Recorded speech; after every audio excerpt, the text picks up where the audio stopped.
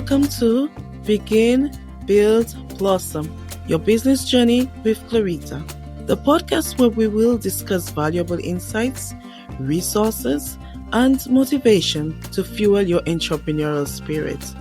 Let's build a supportive community together. Subscribe now to Begin, Build, Blossom, and let's embark on your business journey.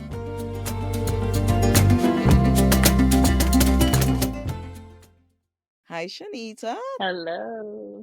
Thanks for staying back with us to just add a little bit more color to what we talked about earlier in the podcast. I'll be honest with you. When I was first told that you provide doula services, I think it was a bit of a trigger for me just because of the experience that I had in my own pregnancy. I had a great pregnancy, but I developed severe postpartum preeclampsia. So for me, it was so personal that I'm like, oh my gosh, do you think I can have this conversation? But part of the postpartum process, and we can touch on that, is I mean, for me, it was seeking therapy, processing what had happened, and thinking back and thinking of the things I would have done differently if I were to do this again. And one of them was me deciding that if I ever were to go into delivery again, I would definitely have a doula with me. So that's where I'm coming from when we're having this conversation. So I just want you to, if you can tell us a little bit more about the doula services that you provide and why someone would want to have you as part of their team as they get ready to welcome their wonderful bundle of joy into this world. Yes, definitely. So thank you for sharing that because I don't think people realize how much just there needs to be processing around birth. Even the most straightforward of births where quote unquote nothing happened, right? It's a huge life event. It's a huge life event. And so I'm glad that you brought that up and just kind of shared a little bit about what that looked like for you in postpartum, dealing with it. But for me, you want a doula on your team because oftentimes you may be going to a doctor. A lot of times, what I see is you find out you're pregnant, whether you're trying or not, and you kind of just go right to that gynecologist that you had when you were like 18, whatever. And when you pick that gynecologist, 9 times out of 10, it might have been the family gynecologist or whomever. And that doesn't necessarily mean that that person aligns with where you are now, your goals, your visions for your birth, things of that nature. Provider patient alignment is a really, really, really big thing. And what I see a lot of times is when my clients come to me, them and their providers, a lot of times, they're not aligned. So, what I mean by that is you want a natural birth and your provider has the highest C-section rate in New Jersey. Make it make sense. But these are things that we don't talk about, we don't think about. This was my gynecologist since I was 18. I trust this gynecologist. I'm going to this gynecologist. And let me tell you, I had a client that did that. This doctor actually delivered my oldest daughter. And she went into the hospital because she had a blood pressure issue.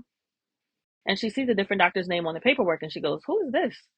And they said, since COVID, this particular doctor no longer practices here. And she's like, "Are you kidding me? So he's not going to deliver my baby?" Mind you, she was never told this, and this is her doctor since 18.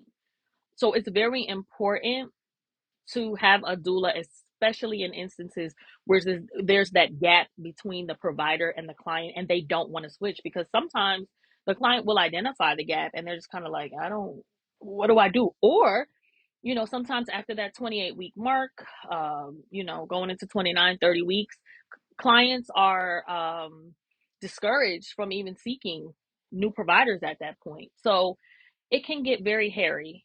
You want somebody in the room that acknowledges that this is your child's first birthday, because you probably didn't even acknowledge that. This is your child's first birthday. So right off the bat, that is important for somebody to come in the room and acknowledge that. Because what I can tell you is from working in labor and delivery, it's not always acknowledged. Mm-hmm. It is very much just like okay, okay, okay. The hospital is a business. Yeah, and you saying that, and so much is coming back for me. Yeah, because I remember I just was given all those things to sign this, sign that, and typically if you have me sign something, I'm like, can you at least condense this and give me a summary of what I'm signing? Right. You're so vulnerable, you're so tired, you're so ready, excited, like you everything all at once, and then you come into the hospital and so much is just pushed at you, and I'm like, what am I supposed to do here? You just basically sign, nobody really explains much to you. And for me, vulnerability just pops up for me, because no matter how strong you think you are, in that moment you're vulnerable, and you need to have someone there who can speak up for you. We had a conversation earlier where I told you I had been induced, and you asked me the reason for the induction, and I'm like, I didn't know I needed to like know all those details. So I knew the basics, like it has something to do with the level of fluid that I had Right. at the time. And you said, so what was the reason for the the levels? And I'm like, I don't know. Yeah. I wanted to know if it I was too was high or too low. right. And obvious, Um, and apparently that would indicate what the next step should be. Or at least in the moment I'm thinking, if someone like you was in the room with me, you would be having that discussion with the doctor. You would be explaining that to me. We would be making a decision together as a team, rather than me just sitting there and say, okay, if that's what you say, then let's do it. And then at the end, so much like that one decision leads to so much more. Definitely. And I didn't know the reason for my inductions technically. My first induction, I knew the reason for it. My daughter was I was 42 weeks pregnant when I went in, and then I delivered her that next day. So obviously there does come a time, yes, where we need to issue that eviction notice. Sweet baby, it is time to get out. You cannot live here forever. Mm-hmm. So yeah, that one was fine. But thereafter, with the rest of my daughters, I continued to have inductions. And if that were me to do it over today, I would not have been induced with my second daughter at 40 weeks. I would have wanted to wait to see, maybe I'll go into labor in 41 weeks. I did come to realize that I just so happened to carry my babies longer, and you don't know that till you know. So Mm-hmm. maybe 41 weeks I would have went into labor on my own, but I was induced with all of them, and I never asked questions, just like you. We're in a really, really fun age of birth and just all things birthing now. People are questioning things. You're not just showing up to the hospital and having things done to you. And yes, you may even, kind of piggybacking off what I was saying, you may trust your provider, but guess what? Sometimes they're in a group. So maybe your preferred one is not there. And that's what I'm thinking of here, because I'm thinking the doctor that I had, like I think everything went smoothly with her, and it was I loved having her. But then when you enter, I was in I think just a practice, Yes, but then they transfer you over to the hospital for delivery, right. and it's a whole different ball game, a whole different Totally set of different. people, and your doctor may not be the one to deliver you. Most likely your doctor is not going to deliver you. And from what I learned, you would have seen many doctors by the time you leave, or by the time you give birth, because there are so many shifts in terms of nurses, in terms of doctors, and who is really keeping record? So I Yeah. feel like if I have a doula that's with me from the pre-giving birth, she's with me, she is with me, is that person will be the constant. And that's what I always say. I'm the constant in the room. Sometimes your doctor is not Right. the constant. The nurses change shifts every 12 hours. The doctors, their on call might be a little different. Some may be on call for 24 or 48. But Hmm. if it's a teaching hospital, a lot of times you will see residents coming in. Even that, you have the right to say, I don't want residents. You have the right to say, I want to see an attending. But do you think I knew that? Or many people know that? Of So course it's not. oh my goodness. There's so much we just do not know, and so much could be different if we have that support. And Totally. I feel like that is where people like you come in, and it is so so valuable. So, is there anything else you want to add? Just kind of like going over the process a little bit, because a lot of times people are like, well, what is it? What do you do? How does it work? So because I am an RN, that's very much a big part of what I am. So just kind of like from start to finish, the process looks like a complimentary consultation where we figure out, am I the doula for you? Right? There are tons of wonderful doulas. And I will Hmm. often say that to people when people come into a consultation with me, is to see if they feel like I'm a good fit. Mhm. 9 times out of 10, the people that pick me are people that want a nurse and a doula in the room. And what that looks like is I don't get to turn off the nurse button. So I'm Mhm. looking at IV lines. And I'm not there in a clinical capacity. So no, I'm not giving you Mhm. meds, all that good stuff as a doula, right? But I can certainly tell if your IV is not working well. I can tell maybe your fluids are kind of high. Let's ask the nurse about that. They're running these fluids kind of high. What's that about? Or your blood pressure. You know, you told me your blood pressure was in the 110s over whatever. Even at the birth center as a nurse, I kind of look back at the old blood pressures so that when I go in and do my first blood pressure, I have an idea what's this person's baseline. You know, we get this 120 over 80. That's all well and good. There's baseline and there's I guess I want to say there's standard acceptance or what's acceptable, and then there's what is acceptable for my client. If my client is a 90 over 60 girl and I start to see her at 120 over 80, that's a difference. Whereas somebody might see that 120 over 80 and be like, oh, this is great. Not for that client, it's not. So you have to understand baseline for each person, and that's important. So a lot of what I do is once the client books, we start with they're given access to me. I always tell them, text me, call me, beat me, smoke signal, whatever. And let's have a dialogue. For example, you said you were going to the doctor, they're talking about inducing you, whatever the case may be. Let's have conversations around inductions. And I like to have conversations before they even bring it to me. So in our prenatals, when we're learning stages, phases of labor, going over, history, which I collect in my consultation, a lot of times I collect history just to have an idea like, what are we working with? What's going on? How can I kind of better help this person if this person books? And then we're going over conditions of pregnancy, things of that nature, and how to form a birth plan. So in that how to form a birth plan, all these things kind of come up. When are you comfortable being induced? Common tests. And of course, it depends on when they book with me. I love when I get like hey, I'm 5 weeks pregnant and I want to book. That's awesome because now we can talk diet, we can talk, you know, um, activity. You can send me all kinds of stuff. Just clients will send me sonogram pictures. Clients will send me invitations to baby showers or registry lists, things of that nature. So I always say, get your money's worth. Whatever you're comfortable with, however you're comfortable in engaging with me, I'm comfortable in engaging back. And we talk about, what's a comfortable date when would you like to be induced? And under what circumstances and things of that nature. I'm not anti-intervention, but there are times when interventions are not necessary, just period. So I help them figure that out. I'm not oh, if you get an epidural, I'm not working with you. No, but we are going to talk about what happens from the beginning to the end when you get an epidural. And then you're going to get a handout as to what happens when you get an epidural.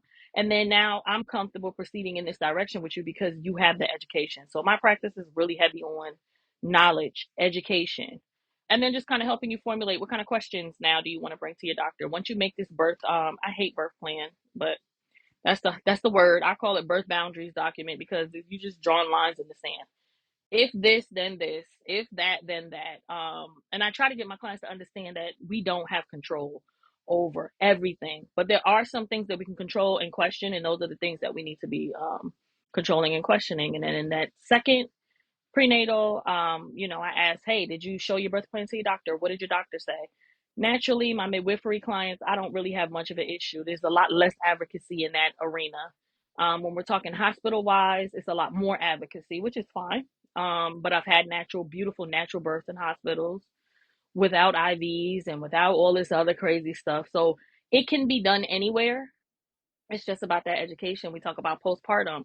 So for me, postpartum plan is huge. We need to talk about all aspects. Where's the dog going to be when you go into labor? Because all these things are going to be a source of anxiety for you. Who's feeding the dog? Who's walking the dog? I need to know that. Okay. Who's got the sibling? Because that's going to be a source of anxiety. Who's going to be able to bring the sibling up? After the baby is born, because now, oh, I want them to meet each other. These kinds of things. This is all of this is important. Who's cooking for you, and not just pizza and Domino's and so on and so forth. Because breastfeeding requires an additional 500 calories. So yeah, you could go and you can go to McDonald's and Burger King and all that stuff, but those are empty calories. So what are you going to be eating that's going to be nutritious? And how about you add gift cards maybe to your registry for, Mhm. ordering out, because then this way you can order what you want and maybe order a little more healthy. Have mom, your mother-in-law, whomever, cook some extra stuff when they come up for the baby shower and freeze those Mhm. things. Do Mhm. you have mental health? Or do you keep a journal, how you're feeling and things of that nature? So I try to like just think of all the things that were a thing for me. Who's Mhm. cleaning the house, who's doing the laundry, all this stuff. In terms of who's in the room with that mom, do you help with that too? Because that is huge. And who sees the baby when? How soon after? Oh gosh, All of those things are such huge things to discuss. So important. talk about everything. I mean, as a married woman and in all dynamics and all that kind of stuff, realistically speaking, they're not always perfect. And I Mhm. always say to my husband, like, out of all the people in the world, I met you, I married you. I only know these people because I met and married you. So Mhm. you are the link, and we have to work together to kind of bridge the families as to what's comfortable for me. So, of course, we talk Mhm. about, the overbearing mother in laws that want to kiss the baby every 5 seconds. We talk about the brother in laws or the sister in laws that think they're supposed to come to the hospital right after the baby is born. Or, Mhm. the people that think they're supposed to come and now be catered to, culturally speaking, in a lot of cultures. Parents will Mhm. come over, and particularly in a lot of cultures, the male, the father, is now there. He's not helping you. You're serving him breakfast, lunch, and dinner. How is that helpful to your postpartum? Mhm. So we talk about all that kind of stuff and just practical ways to be able to tell people, hey, this is what I need done. I encourage clients a lot of times, leave a list at the front door, have some hand sanitizer, have them wash their hand, have some masks. A lot of Mhm. people, where we're at now with COVID, they may say, hey, just wear a mask while you're holding the baby, but have these things out. Have your list of, hey, Mhm. here's how you can be helpful today. Have your list out, Mhm. because some people are not comfortable approaching, even their moms. I find people are not always comfortable approaching their moms and saying, hey, mom, can you do some laundry for me? Some people are not comfortable with that. If it's on the list, Right. your mom read it and you didn't have to say it. So that's a little bit Yeah. easier. I really love that. That is great. And you've thought through ahead of time Yes. what you will need help with. I love that idea. Yep. And you make your husband in charge of that. Hey, somebody wants to help, Right. have them get paper towels, have them get toilet paper, have them get the things that your husband would have to run out the house for, that you're going to be left with this Mhm. baby and you're going to be super anxious now. Right. Like these kind of things. Stock up on stuff like that. So I just think of stuff that I wish I knew. Yeah. Yes.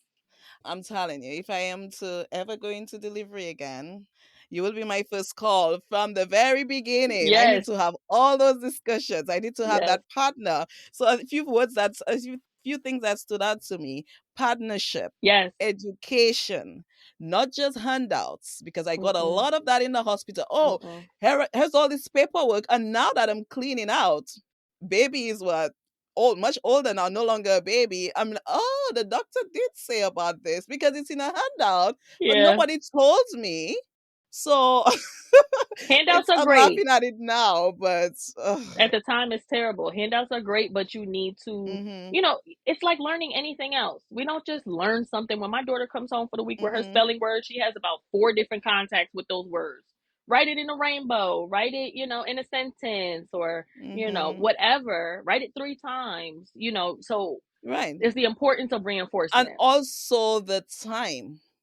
Like you would be teaching me all of this even before. But in the Yes, moment while I'm in the hospital trying to get this baby to come out and you're giving me handouts, I am not doing any reading. I need you. I need that personal touch. And that is what I get that you provide. definitely. Um Sounds like you're definitely a family member for many. So you've extended your family quite a bit. I know you said your first year 15 and then now you're 25. I'm just Yeah. thinking of how big your family is now. All the baby showers No, you have to go to and all of that. it is. It really is. I have so many clients that are like family, because it's so personal. Like It it's so is. personal. And then it's just that support. It's physical touch. It's like, I'm not wearing Mhm, gloves when I'm massaging my clients. I'm not, mhm, wearing gloves if I'm doing counter pressure techniques or whatever. And I'm supporting dad as well. So it's mhm, just important to be able to provide support for everyone, because you'd be surprised. mhm, Even the dads, a lot of times, they mean well, but they just don't know exactly what their role is. They're the non-pregnant parent. So mhm. that in and of itself can be challenging, helping them. It's important that you mention that because I think sometimes we do forget that. And even after baby is born, we forget mom needs help. And there is a postpartum period. And that there's no timeline on that. That can go on for a very long time, as I've learned. Look, I'm still postpartum. My daughter is 5. No, let me stop. I think I'm in the clear. But as far as I'm concerned, I breastfed my daughter for 2 years after that. So as far as I'm concerned, as long as you are breastfeeding, you are postpartum. Your hormones are not back to normal. You're Hmm. still in a hormonal imbalance. So imagine somebody that's breastfeeding. And when I say breastfeeding, you could be pumping and putting it in a cup because now we kind of have this mindset of, if I'm not directly latching, I'm not breastfeeding. It's still Hmm. breastfeeding. And Hmm. as long as you are lactating, your body is in a state that is not your normal state. That's an Hmm. alteration of hormones. So yeah, you're still postpartum. It's not that 6 weeks. That 6 weeks is a joke. Yes. Oh my goodness. All right. Well, thank you so much for sharing all of that with us. And I really do hope that people reach out to you, even though it's just to find out more about doula services or how you can support them and their family more. Um, but now that I'm closing out, I do have another question that pops up for me.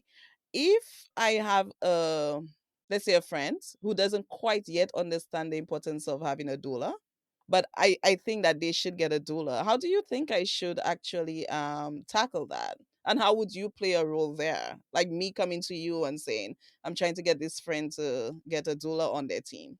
I think the first thing that's important is just having them understand what a doula does. So even just a quick search of what is a doula, what does a doula Hmm. do? And then, once they have that understanding, kind of doing a search. Like a lot of people, particularly because I work with black moms in the area or black doulas rather in the area. Go to the doulas page, look at what services they provide. I provide an outline of what I provide, and of course there's still questions, but get that outline and look at what are they going to be doing. Standard, you're getting prenatal visits where you're going through education. You usually have some kind of rapport where you can contact your doula. You have labor support, usually from active up until like at least 1 hour after baby is born, so you can help with latching and things of that nature.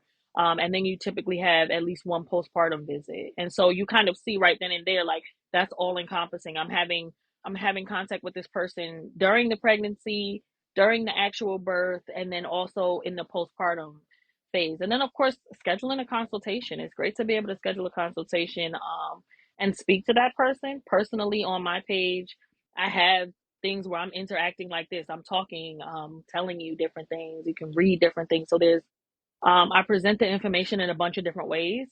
And a lot of my clients say that my website is very clear and they like that because I want you to be able to understand what you're getting from me, Hmm. so that you can then understand the value of that. And then, of course, testimonials, reviews, all of that is very important, to have those things. Conversations like this are very important. Hmm. Just even if I've had friends that are like, hey, my friend wants to understand more about what you do, and just like a group chat, just texting, like, hey, this is what I do, or this is how I go about doing it.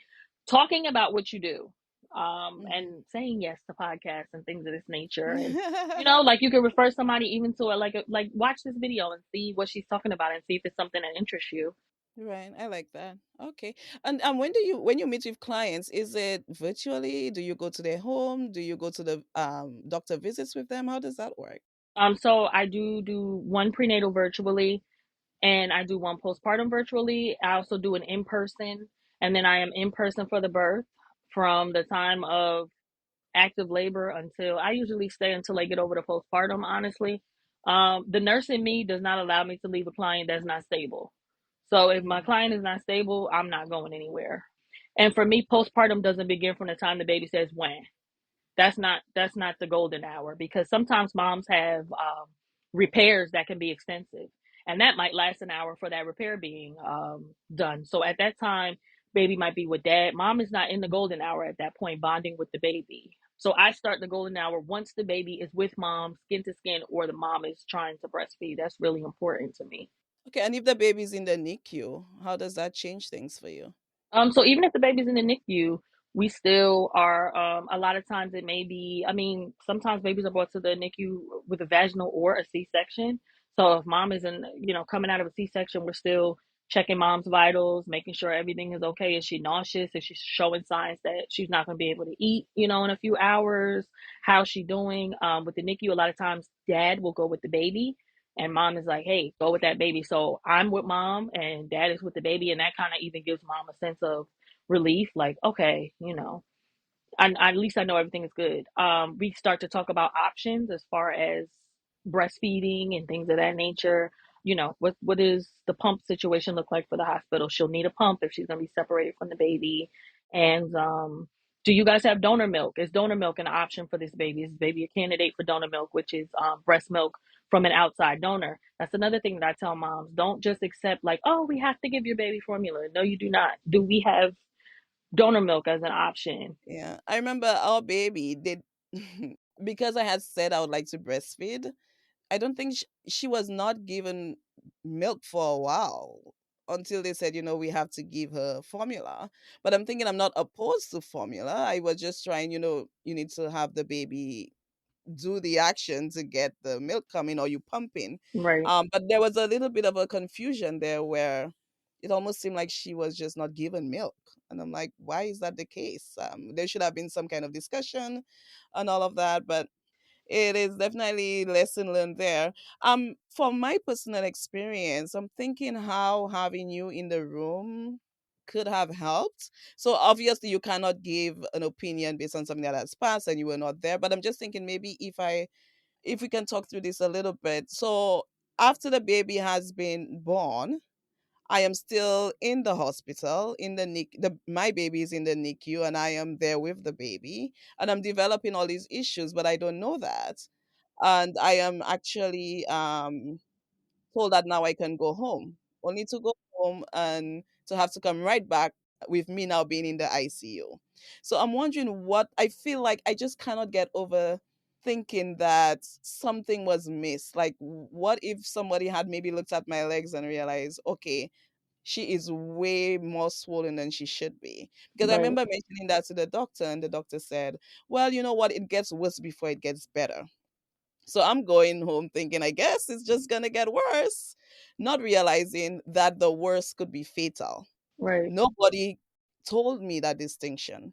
So I'm just thinking if there was a doula there, would that doula have looked at my legs? I guess maybe I would have felt, because I did share my concerns about the swelling, and everybody just treated it as, it's part of giving birth, which I think it is. But when it's actually connected with high blood pressure and all of those other things, for instance, I was told, if you have a headache that gets really bad and no matter what you you do it doesn't go away, then you come back to us. Nobody explains to me it's hmm, because you have high blood pressure, it's because there is the right, chance of postpartum preeclampsia, none of that. So I'm right. sitting there waiting. I mean, I have no headache, so I guess I'm fine, and the swelling is supposed to get worse before it gets better, so I guess I'm fine. So having you there with me, how do you think I could have this could have gone down differently? I am a nurse raised by a nurse, so none of that would have got past me. First of all, we talk about conditions of pregnancy, signs and symptoms.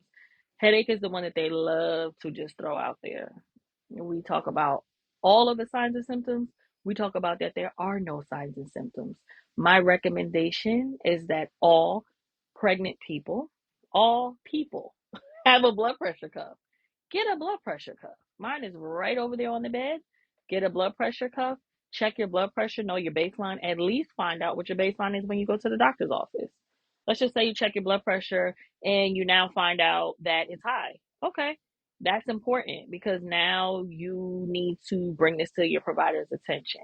When you go to the doctor, they have you urinate in the cup. They're looking for protein. Protein is one of the indicators that you have preeclampsia or could have preeclampsia, depending on what the level is, because protein is a molecule that is not supposed to be able to escape the kidneys. High blood pressure makes it escape the kidneys. So it's the force of the pressure is causing it to come out. So I educate my clients on these kinds of things because it's like you don't even understand, what are you peeing in the cup for? Did you know why you were peeing in the cup? I know it was to figure out the proteins, but all what you just explained that I did not know, like why and how and all of that. Right.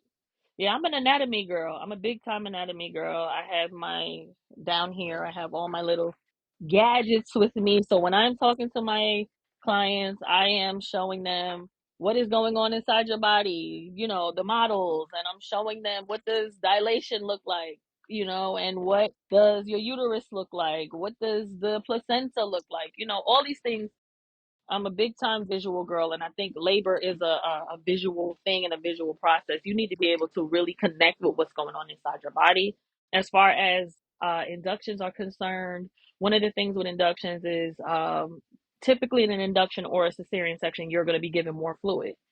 Because the average person doesn't know that they can come in and say, "Hey, I'd like a saline lock." And a saline lock is one of the very few things that I feel like is beneficial to both the patient and the hospital. A lot of that stuff that they do is to benefit the hospital, to be totally honest.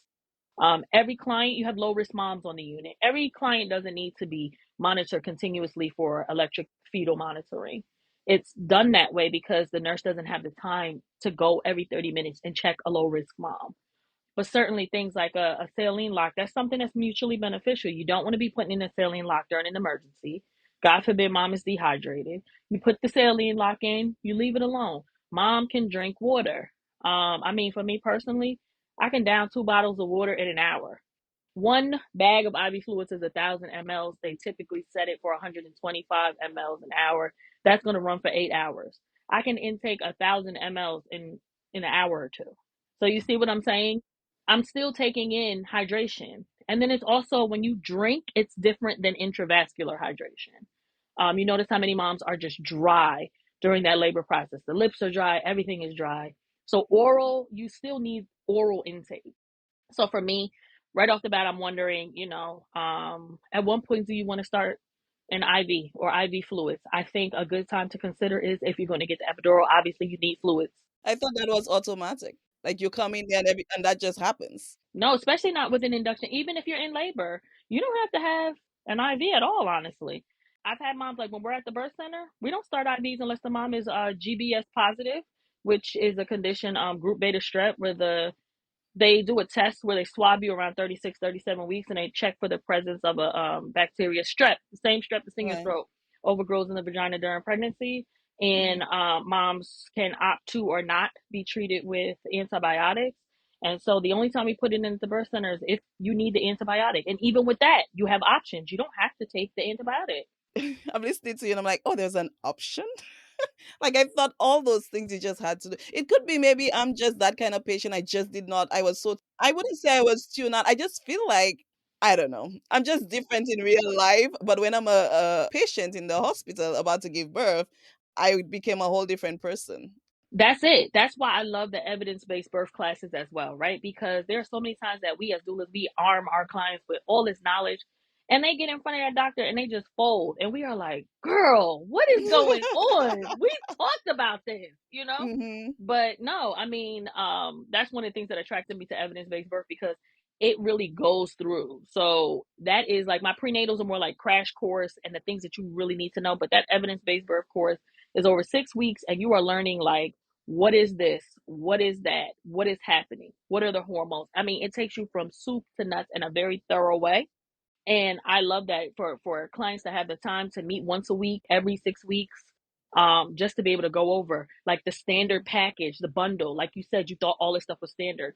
And it also starts to talk to you and help you understand why certain doctors are the way they are, why certain nurses are the way they are, how to handle staff, things of that nature, and just the horizontal abuse that takes place Hmm. in the hospital. And just it's so much deeper than just, hey, I'm coming in to have a baby. There are so many systems in place that are just totally need to be eradicated that I mean, it's a mess. The hierarchy, you even have residents that are scared to speak up to their superiors. They may see something and they're like, absolutely not, but they're scared because this is the trajectory of their career. But on the other hand, though, it is a life. Oh, That's life. absolutely. There's no excuse, honestly. There's no excuse. I think I'm more highlighting just like the positions that people are in the hospital a lot of time, Hmm. but there's no excuse, and that's why I'm not in the hospital because I'm not conforming to it. I'm not going to Yeah. agree to working with a client that the doctor is inducing at 37 weeks. I don't agree with that. I don't want to be a part of this. If there's not a reason. Yeah, that's good. And you also basically moms and families with that same ability to be able to do the same thing, to decide what they want to Absolutely. do, what they don't want to do, rather than thinking like myself that all of this is something I have to do. And when you, as a mom, like there are certain things I would not have done, but then when you tell me it's for my baby, Right. I will do it without question. I'm just going to do it because this is me being a mom. They play on that. It's scare tactics, and they play on that, and that's why I love even the clients that don't do my extended EBB class. I put together this really nice zip file of just a bunch of hot topics. Does your baby need erythromycin eye ointment? The gel in the eyes. What is vitamin K? The shot for Oh clotting. wow. What is the antibiotics? What circumcision? What happens if I circumcise or don't Oh circumcise? wow.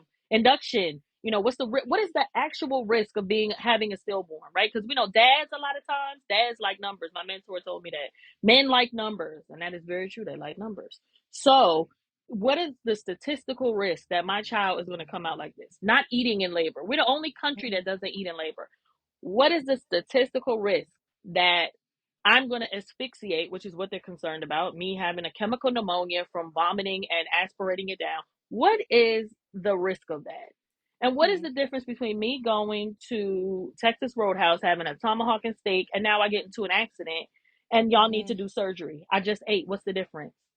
You need to mhm. do surgery. You're going to do the surgery. So why would a pregnant mother have to be NPO, which is nothing by mouth, the duration of her pregnancy, and then we expect her to have stamina, of the labor, and we expect her to have stamina to Mhm. push a baby out? That's ridiculous. Or when they say, "Oh, we have to do this induction. This is an emergency. This is very emergent. We need to get this induction done." If it's a true emergency, you are bringing me back for a C-section. We're not having a conversation. We're acting if it's a true emergency. If you're sending me home, this isn't an emergency. Right. Well, thanks for putting the power in our hands. Yes, Thank you for that. All anytime. right. I want this conversation to go on, and we may have you on again to have more of that conversation because I think people need to know this.